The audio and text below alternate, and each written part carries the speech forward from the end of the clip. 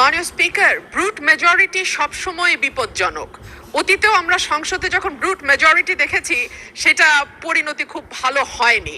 মাননীয় স্পিকার, সে কারণে আমি বিনীতভাবে বলি, আমাদের সম্পূরক প্রশ্নের বিধিনিষেধ যদি এত কড়াকড়ি ভাবে করেন, তাহলে আমরা কি করে মন্ত্রী পরিষদকে জবাবদিহিতার আওতায় আনবো? মাননীয় সদস্য, এটা এই অবস্থান থেকে করা হয়নি।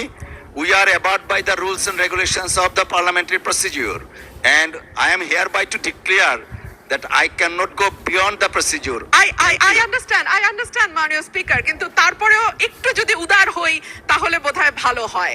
আমাদের মাননীয় স্বরাষ্ট্রমন্ত্রী, উনি অত্যন্ত দক্ষ যোগ্য ব্যক্তি। উনি সংবিধান যেমন ভালো জানেন, আমি নিশ্চিত উনি ওনার মন্ত্রণালয়ের ব্যাপারেও অনেক বেশি জানেন। সে কারণেই একেবারে সম্পূরক প্রশ্ন ঠিক ওই মূল প্রশ্নের আঙ্গিকে না হলেও আমি মাননীয় স্বরাষ্ট্রমন্ত্রীর দৃষ্টি আকর্ষণ করে বলছি, বাংলাদেশের মানুষের কপাল এমন যে মরার উপর খাড়ার ঘা সব সময়ই থাকে।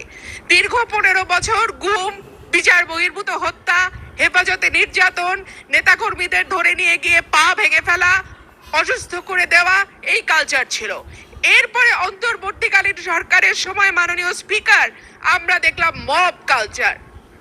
2024-এর সেপ্টেম্বর থেকে 2026-এর জানুয়ারি পর্যন্ত মাননীয় স্পিকার, আমাদের যেই পরিসংখ্যান সেটা বলছে যে 250-300-র উপরে মানুষ নিহত হয়েছে এই মবের খপ্পরে পড়ে। আমার মাননীয় স্বরাষ্ট্রমন্ত্রীর কাছে প্রশ্ন, যেহেতু একটা খারাপ কালচার বাংলাদেশে শুরু হয়েছে এবং আমি নিজেও 21শে ফেব্রুয়ারি সেটার একজন ভুক্তভোগী, সেটা বন্ধ করার ব্যাপারে সরকার কি মেজার নিবে এবং স্বরাষ্ট্রমন্ত্রী এই ব্যাপারে কি কি পদক্ষেপ নেবেন? ধন্যবাদ।